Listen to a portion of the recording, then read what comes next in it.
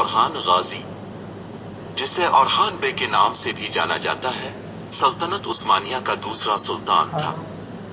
اس نے اپنے والد عثمان اول کے بعد 1326 سے 1359 تک حکومت کی۔ اپنے دور حکومت کے دوران اورحان نے اناطولیہ میں عثمانیوں کی طاقت کو مستحکم کیا اور کامیاب فوجی مہمات کے ایک سلسلے کے ذریعے سلطنت کے علاقے کو وسعت دی۔ انہیں بہت سے انتظامی اور قانونی نظام قائم کرنے کا سہرا بھی جاتا ہے، جن کی وجہ سے آنے والی صدیوں تک عثمانی ریاست پر حکومت کی۔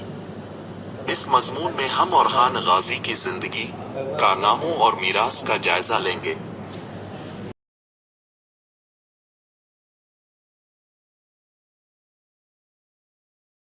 ابتدائی زندگی اور اقتدار میں اضافہ۔ اورحان 1281 کے آس پاس پیدا ہوا تھا، جو عثمان اول اور مالہون خاتون کا بیٹا تھا، جو دلقادر قبیلے کی ایک رئیس خاتون تھی۔ وہ مغربی اناطولیہ کے قصبے سوغوت میں پلا بڑھا، جہاں اس کے والد نے نئی عثمانی ریاست کا دارالحکومت قائم کیا تھا۔ ایک نوجوان کے طور پر اورحان نے اپنے والد کی فوج میں ایک فوجی کمانڈر کے طور پر خدمات انجام دیں، جنگ اور قیادت کا قیمتی تجربہ حاصل کیا۔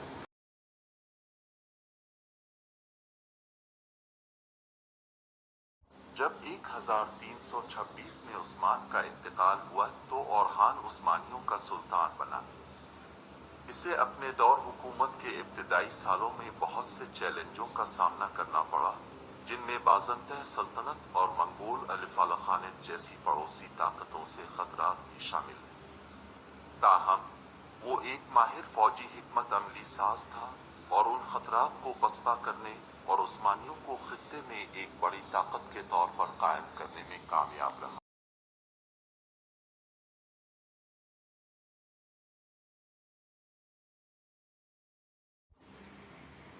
فوجی مہمات۔ سلطان کے طور پر اورحان کی پہلی کارروائیوں میں سے ایک پڑوسی ریاستوں کے خلاف فوجی مہمات شروع کر کے عثمانی علاقوں کو وسعت دینا تھا۔ 1329 میں اس نے بازنطین شہر برسا پر حملے کی قیادت کی اور اس پر قبضہ کر کے اسے عثمانی دارالحکومت بنا دیا۔ اگلے کئی سالوں میں اس نے دوسرے بازنطین شہروں جیسے نیقیہ اور نکومیڈیا کو فتح کر کے عثمانی علاقوں کو پھیلانا جاری رکھا۔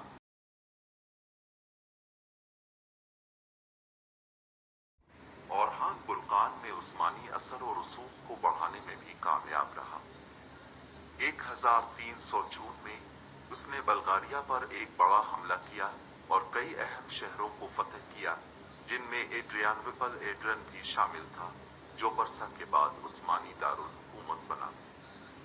اس نے سربیا اور البانیہ میں بھی عثمانی علاقے کو وسعت دی اور بلقان پر عثمانی کنٹرول کو مضبوط کیا۔ اورحان کی سب سے اہم فوجی کامیابیوں میں سے ایک 1329 میں پیلے قانون کی جنگ تھی۔ بازنطین سلطنت نے عثمانی علاقوں پر حملہ شروع کر دیا تھا اور اورحان نے بازنطین افواج کا مقابلہ کرنے کے لیے اپنی فوج کی قیادت کی۔ عثمانیوں کی تعداد بہت زیادہ تھی، لیکن اورحان نے علاقے کے بارے میں اپنے علم کو اپنے فائدے کے لیے استعمال کیا اور بازنطین فوج کو شکست دینے میں کامیاب رہا۔ اس فتح نے عثمانی تاریخ میں ایک اہم موڑ کا نشان لگایا اور نوجوان سلطنت کی فوجی طاقت کا مظاہرہ کیا۔ انتظامی اور قانونی اصلاحات۔ اپنے فوجی کارناموں کے علاوہ اورحان کو عثمانی ریاست کے انتظامی اور قانونی نظام میں ان کی شراکت کے لیے بھی یاد کیا جاتا ہے۔ اس نے سلطنت کی فوجی مہمات اور بنیادی ڈھانچے کے منصوبوں کی مالی اعانت کے لیے ٹیکس کا نظام قائم کیا۔ اس نے سلطنت کا نظم و نسق چلانے کے لیے ایک مرکزی بیوروکریسی بھی بنائی، جس میں اہلکاروں کا تقرر خاندانی روابط کی بجائے میرٹ کی بنیاد پر کیا گیا۔ اورحان عثمانی قانونی نظام کی تشکیل کا بھی ذمہ دار تھا، جو اسلامی قانون شریعت پر مبنی تھا۔ اس نے قانونی نظام کی نگرانی اور انصاف کو منصفانہ طریقے سے انجام دینے کو یقینی بنانے کے لیے ججوں کی ایک کونسل قادس قائم کی۔ اس نے مذہبی اداروں اور خیراتی اداروں کی مدد کے لیے وقف کا نظام بھی بنایا، جو عثمانی معاشرے کا ایک اہم حصہ بن گیا۔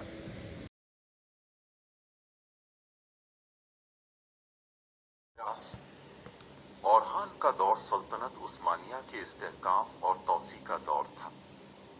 اس نے اپنے والد کی قائم کردہ بنیاد پر تعمیر کی اور سلطنت کی مستقبل کی ترقی اور کامیابی کی بنیاد رکھی۔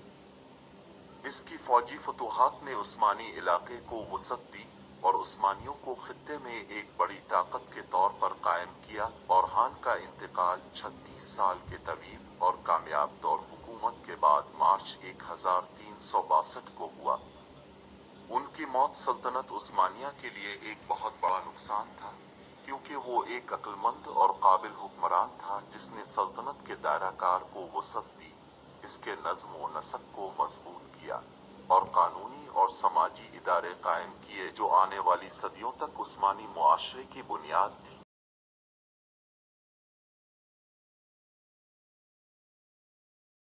اورحان کے بعد اس کے بیٹے مراد اول نے اپنے والد کی میراث جاری رکھی اور سلطنت عثمانیہ کو مزید وسعت دی۔ اورحان کو برسا میں دفن کیا گیا تھا، جس شہر کو اس نے عثمانی دارالحکومت بنایا تھا، جہاں اس کا مقبرہ آج بھی اس کے کارناموں اور میراث کے ثبوت کے طور پر کھڑا ہے۔ آج اورحان کو سلطنت عثمانیہ کے ابتدائی عظیم رہنماؤں میں سے ایک کے طور پر یاد کیا جاتا ہے، جن کا دور نوجوان ریاست کے لیے ترقی اور استحکام کا ایک اہم دور تھا۔